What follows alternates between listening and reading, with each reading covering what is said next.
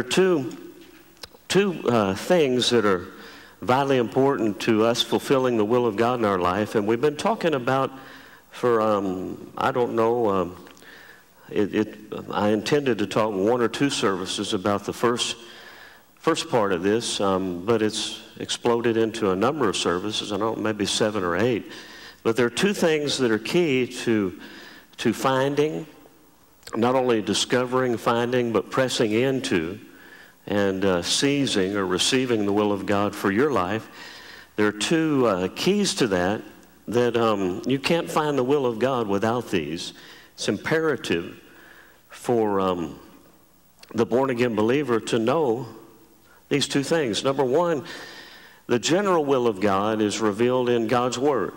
The only way that you're going to know God's general will for your life, general will of God for every human being, every Christian, you'll know it by the Word of God. If you don't have a strong handle on the Word of God, or haven't been in a place or put you in a place where you've been taught the Word of God strongly, spent quality time in the Word of God, and then taken time yourself to read your Bible, to study your Bible, to listen to CDs, listen to material, read material that is good, strong, has within it good, strong truth and teaching, you're never going to have a real handle on the word of the will of God. The Bible says that God's people, Hosea 4:6, his very own people are destroyed because they lack knowledge. He said they're destroyed because they lack the knowledge of God. Well, the knowledge of God is revealed in God's Word, and so we've spent a lot of time talking about the general will of God, revealed in God's Word, the importance of the Word of God in every believer's life. We talked about our mental faculties, our soul, or our mental mindset. And God reveals in His Word that in Romans 7, that there are 3 laws at work in every human being's life, or every born-again believer's life. Now listen to these 3 laws real clearly. Paul made this statement in Romans chapter 7. He said, you know, I find myself wanting to do what is right. But then I find something working in my members, a law working in my members, that is pulling me in a different direction. And he said, I've fallen to that lure and to that draw, or that predisposition in my body. Members, the word there means in my body. In other words, he said, I have a desire on the inside, my inward man, to delight after the law of God. We define what the law of God was. It's the Word of God. He said, I've been born again. I have a law. The law of God is in my spirit. The law and nature of God, the divine nature of God is in my spirit. And on the inside, I want to do the right thing. But he said on the outside, or there's a law working in my body, that law is the law of sin and death. He said, now that law is endeavoring to pull me in the other direction. Now there's a third law. I think we all have heard in Romans 8 that there is therefore now no condemnation, shame, guilt to those who are in Christ Jesus.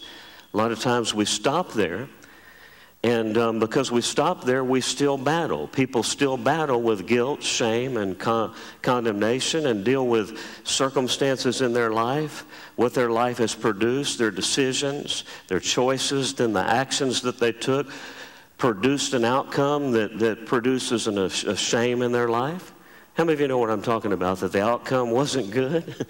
The outcome, you know, it didn't bring glory to God, and it didn't look too good in your own life, the outcome of it. So he said, now there is therefore now no condemnation, shame, guilt to those who are in Christ Jesus, who walk not after the flesh, but who walk after the Spirit. Now, what is he talking about there? Well, if they walk after their spirit is controlling their life, so then they're living by the law of God, or living by the law of the Spirit of life in Christ Jesus. What does the law of the Spirit of life do? It sets people free. What does it set them free from? The law of sin and death. Well, what is the law of sin and death? Well, he's saying when you override that spirit inclination, or that spirit leading, your desire to delight after the law of God or to do things God's way in your spirit man, he said, when you override that and do what your body wants to do, what's your flesh, the tendencies of the fleshly, carnal nature, he said, when you do that, it sets in motion the law of sin and death. Now, that word death means the law of sin. In other words, you transgress that delighting after the inner law, or transgress doing what you know to do. You override that. You don't do the right thing. He said it puts in motion a law that produces death.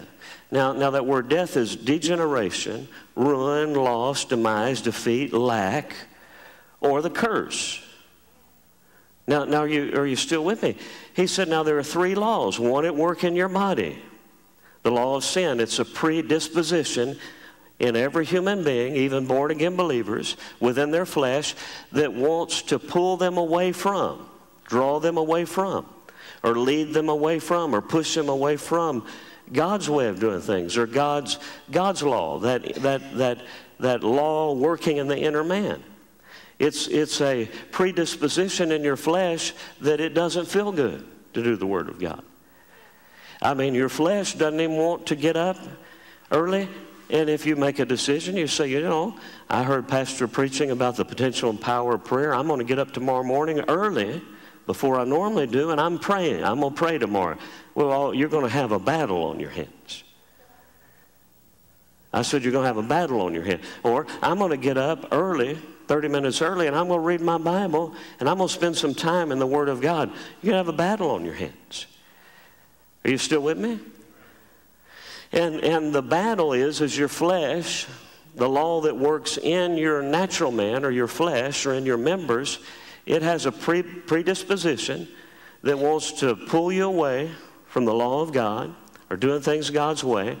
It doesn't delight after the law of God. It wants to rebel against the law of God. And so he says that law is working in your flesh. There's another law working in your inner man that delights after the Word of God and the nature of God and God's way of doing things. And then he brings a third law into the picture, which he calls the law of the mind. Everybody say the law of the mind. Now I'm going back into this because I'm telling you, this is where the battle is either won or lost when it comes to you, the law of your mind. And so there are various scriptures that show us, reveal some of the things that have to do with the law of the mind. For instance, in Psalm chapter 1, it says, blessed, happy, fortunate, prosperous, successful, to be envied is the man that walks not in the counsel of the ungodly. The counsel of the ungodly. The counsel of the ungodly. Now he says, if you listen to the world and the world's way of doing things, and you allow that to become the thing that directs your life, he said, then you'll end up on the same pathway, heading the same direction, down the same path as sinners. You'll find yourself in the pathway of sinners or lost people. Your life will look not any different than a sinner's life, even though you're a Christian. Now watch this. He said, if you allow your mind to be inundated, and your mind to absorb and take in the world's way of thinking, or let me say it another way, the devil's crowd's way of thinking, he said, then you'll find your life headed the same direction that sinners' lives are headed. The ungodly are directed.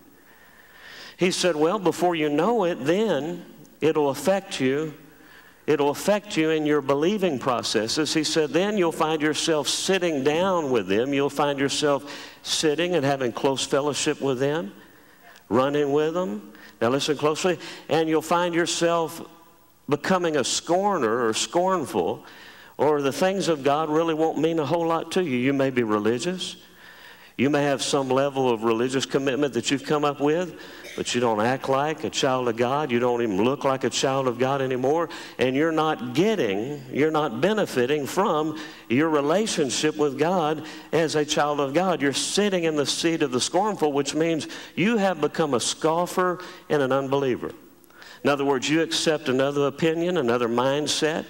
You accept the secular world's way of thinking over what God says in His words. In other words, what other people are telling you and what worldly people don't know God, what they're telling you, and the information coming from the spirit of this age and this world has more credence with you than the Word of God itself.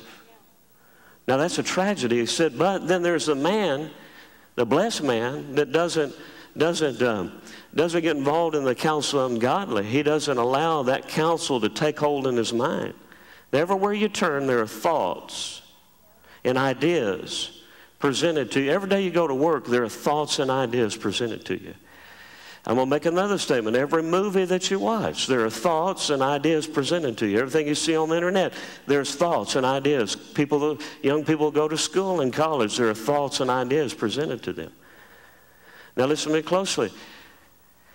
Those thoughts and ideas carry with them, for the most part, the spirit of the world. It's the counsel of the ungodly. Now, that produces the way that that young person or way that that individual, young or old, that's the way they view life. It builds an image or an idea. It builds a way that they see life. Not only the way that they see life in general, more importantly, the way they see their life. You still with me? The way they see their life.